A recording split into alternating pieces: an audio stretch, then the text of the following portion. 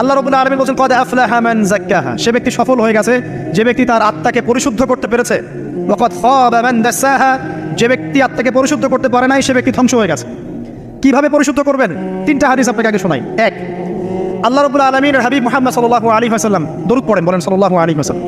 তিনি বলছেন যে আল্লাহর এমন কিছু বান্দা আছে যারা জান্নাতে প্রবেশ করবে যাদের অন্তরটা হবে পাখির মতো নরম। কার মতো?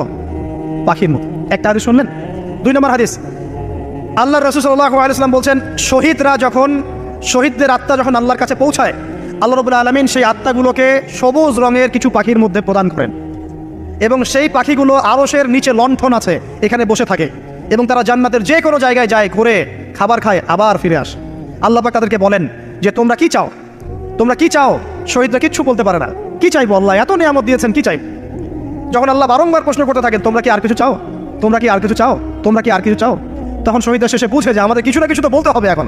তখন তারা বলে হে আল্লাহ, আমরা আরও একবার পৃথিবীতে যেতে চাই এবং তোমার পথে জীবন দিয়ে আবার ফিরে আসতে চাই। আল্লাহ পাক বলেন এই সুযোগ তো আর নেই, অতএব তোমাদের আর কিছু চাওয়ার নেই, তোমরা এখানেই থাকো। আরেকটা হাদিস শোনেন, রাসূলুল্লাহ সাল্লাল্লাহু আলাইহি ওয়াসাল্লাম বলেছেন, এই হাদিসে ওমর রাদিয়াল্লাহু আনহু থেকে এসেছে, এ মুসলিমরা তোমরা যদি আল্লাহর প্রতি তাওয়াক্কুল করার মতোই তাওয়াক্কুল করতে, ভরসা করার মতোই ভরসা করতে, আল্লাহ পাক তোমাদেরকে পাখিদেরকে যেমন করে রিজিক দেন তোমাদেরকে ঠিক সেইভাবে রিজিক দিতেন। তোমরা কি লক্ষ্য করো না যে পাখিরা খালি পেটে বের হয়ে যায় বাসা থেকে সকালবেলা এবং সন্ধ্যাবেলা ভরা পেটে বাসায় ঢোকে? তাকে যে তিনটা হাদিস শোনালাম, এই তিনটা হাদিসে একটা শব্দ হচ্ছে কমন। শব্দটা কি বলেন? পাখি। পাখি কি? পাখি। আল্লাহ রাব্বুল আলামিন পাখিদের কাছ থেকে আমাদেরকে শিখতে বলছেন এবং বলছেন যে পাখিদের মনটা হয় খুব নরম, খুব সফট এবং তারা আল্লাহর প্রতি তাওয়াক্কুল করে পূর্ণ মাত্রায়। তারা সকালবেলা ভোরবেলা বের হয়ে যায় এবং সন্ধ্যাবেলা বাসায় ফেরে, খালি পেটে বের হয়, ভরা পেটে বাসায় ফেরে। এবং আল্লাহ পাক সবচেয়ে সম্মানিত মৌত যেটা শহীদের মৌত, সেই শহীদদের আত্মাকে আল্লাহ পাক পাখির রূপ দিবেন। তাহলে পাখিটার বিষয়ে একটা ফোকাস করার দরকার আছে না? আচ্ছা, এখানে আসেন। পাখির মন হচ্ছে নরম, মানে পাখির মনটা তাসকিয়া, আত্মশুদ্ধিতে পরিপূর্ণ। কদ আফলাহা মান যাক্কাহা, সে ব্যক্তি সফল হলো যার হৃদয়টা পবিত্র, নিষ্পাপ, নিষ্কলুষিত হলো, সে ব্যক্তি সফল হবে ইনশাআল্লাহ।